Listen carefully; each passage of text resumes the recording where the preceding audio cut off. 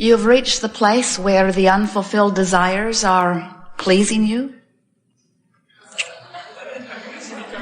Not yet, eh? You know that there will always be unfulfilled desires, yes?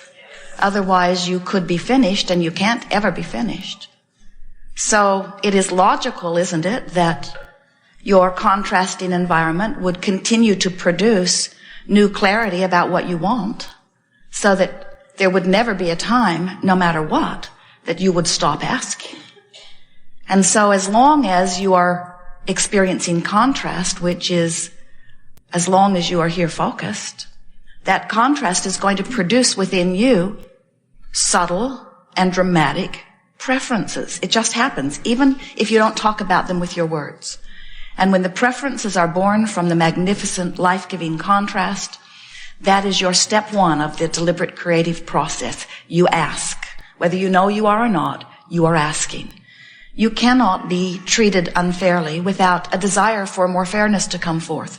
You cannot be hungry without wanting food. You cannot have a physical condition that isn't pleasing without an improved physical condition coming forth. You can't be bound up in traffic without desiring that there be a better flow of traffic. You cannot have any kind of an experience without there being some kind of contrast which sharpens your clarity. You can't stop asking. You can't stop preferring. You are doing it on all levels of your being. You are asking fiends. Yes, you are. And you were born to be that. And so as the desire keeps exuding from you vibrationally, whether you back it up with words or not, whether you support it with accurate words or whether you use words that don't support the vibrational offering, you are vibrationally asking constantly. And Source is so aware of the perfection of where you stand and of the perfection of your request that Source, in the moment that you ask, answers and says yes to it. So immediately, when you ask for something, Source follows the rocket of your desire and becomes a vibrationally equivalent to your desire. Can you hear that? That's such an important thing to understand. In the moment that a rocket of desire exudes from you, whether you are consciously aware of it or not, as that rocket shoots out of you, Source energy says, we are in agreement with this newfound perspective that you on the leading edge has conjured, and we are a vibrational match to your desire. Instantaneous giving of that what you are asking for. The vibrational matching of your desire happens in the moment. Well, you got to be wondering, then where's my stuff? Because if Source immediately becomes at one with your request, then why is there a gap in terms of time between your asking for something and your receiving of it? Well, you must become vibrationally equivalent to what you're asking for.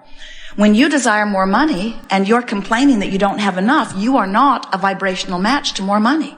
When you are sick and you want to be well and Source agrees and the vibrational stance is there for your wellness, if you are continuing to beat the drum of not being well and justifying why you're not well, then you are vibrationally out of sync with wellness. So we want for you to pay attention right here in the beginning of this gathering about these two vibrational stances that are occurring within you constantly. There's the vibrational stance of your desire, and Source energy is at one with that. And then there's a vibrational stance of whatever you're doing right now with your own thoughts, with your own vibration. We want you to think about this relationship between your desire, where Source abides, and your belief, where you are abiding. And we want you to begin to take note of the vibrational relativity between those 2 points. And those 2 points are essential for understanding any sort of guidance, aren't they? When Jerry and Esther programmed Magellan, the navigational device in their vehicles, Magellan always knows where they are. There are satellites in the sky and antennas on the roof and a computer in the vehicle. So Magellan always knows where they are. And then Jerry and Esther program in their desired destination. So those 2 points of relativity are what Magellan is using in order to devise the route. So Magellan, looking at the mapping system that is in her system, is a female's voice. The male's voice was far too bossy for Jerry and Esther. As Magellan considers where they are in relationship to where they want to be, she devises a route. And then Jerry and Esther have visual and verbal description of how to follow the path. And if they get off the path, They stop for fuel or a taco or something. Magellan throws a little fit. Magellan says, please proceed to the highlighted route. Please proceed to the highlighted route. Because Magellan can tell that from where they are and where they say they want to go, they're off their path. You have a much more sophisticated, divinely inspired navigational system within you called your emotional guidance system that lets you know in every moment if you are right now on the vibrational path of that which you say you want and that which source knows you want and that which source is in vibrational alignment with. You see how it works? So you were born knowing that you are worthy. But when you say to yourself, I'm not worthy, or I'm insufficient, or I'm inaccurate, or I'm inappropriate, the negative emotion that you feel is your guidance system saying, please return to the highlighted route. Well, what might that highlighted route be?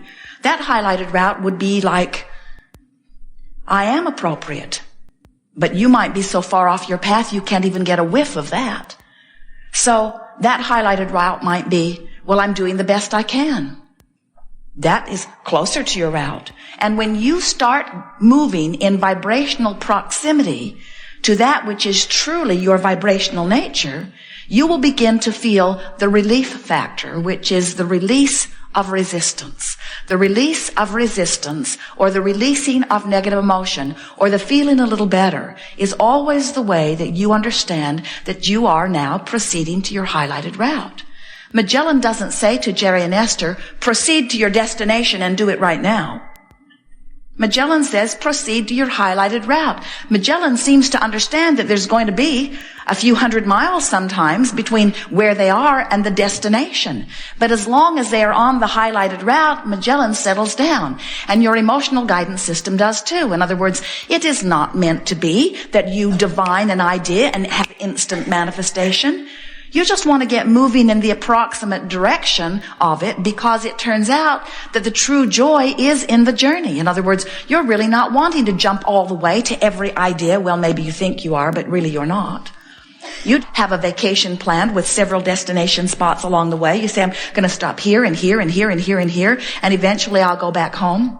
And you do not look at that objectively and say, oh, wait, all of those places, but the final destination will be home. Oh, wait. I'm already there. Why go? Because you don't go on your vacation to get it done. You don't go to get it checked off your list. You go for the fun along the way. You go for the inspiration, for the interaction with new people, for the birthing of new ideas, for the feeling of more life flowing through you. And every destination that you have, whether it's an improved body condition, whether it's an improvement in your financial situation, whether it's an improvement or a replacement or an altogether new creation relative to relationship, you are always on your way to more, and it will always be that way. You will never, ever arrive at your final destination. We call this gathering the art of allowing, because it is the art of learning how, by feeling your way to your highlighted route. It's the art of releasing resistance little by little by little until you become up to speed or in vibrational alignment with your own desires.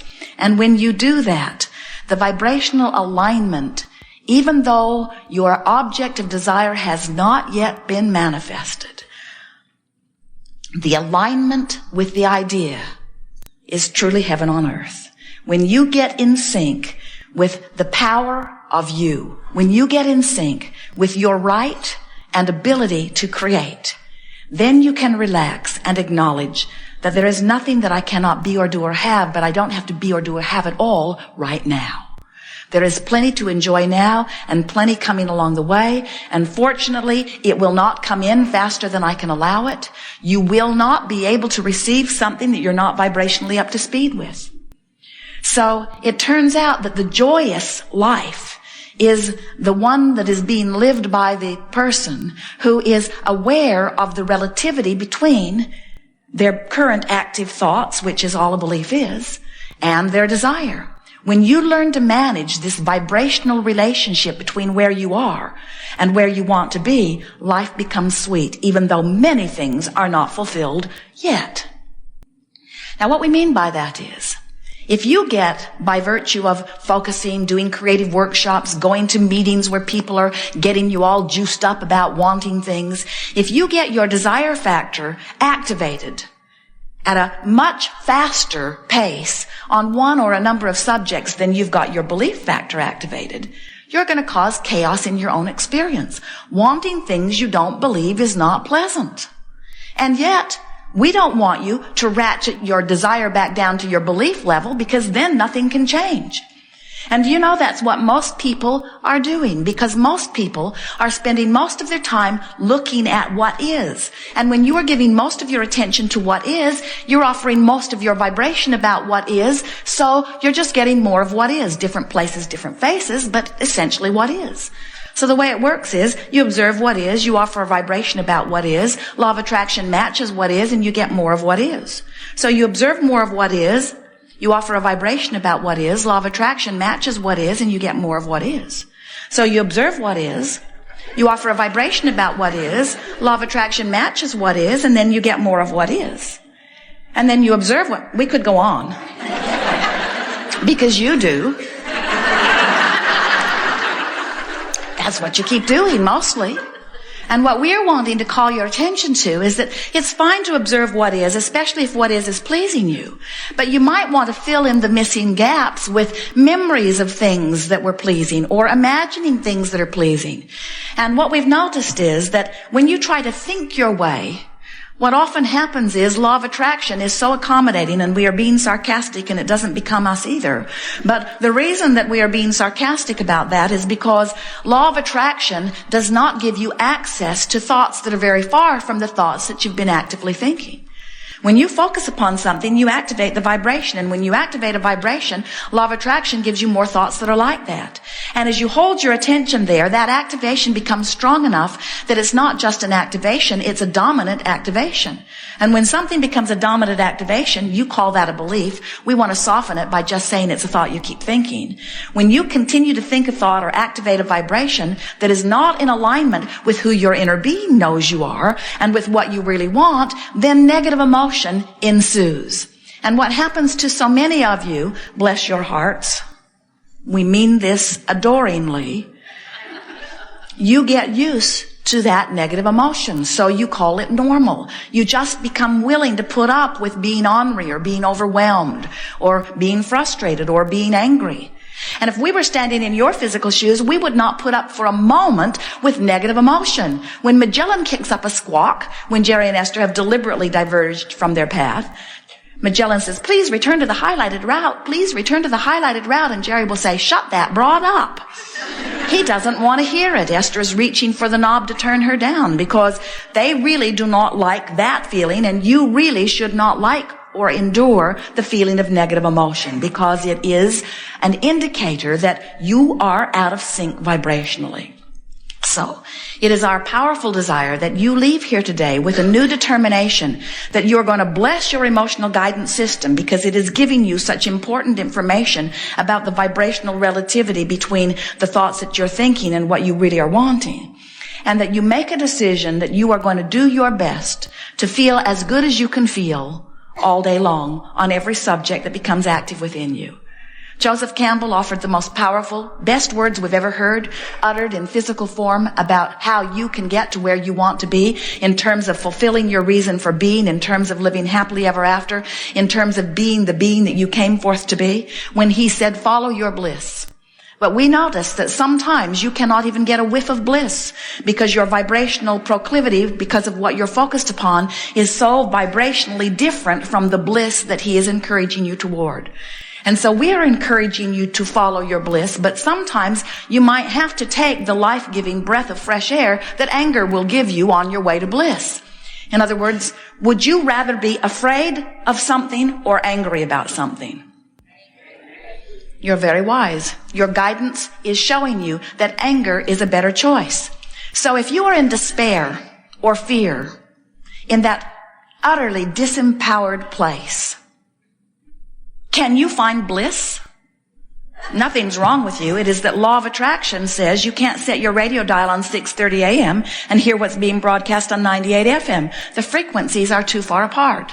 And you cannot be observing something that is giving you the emotional feedback of despair.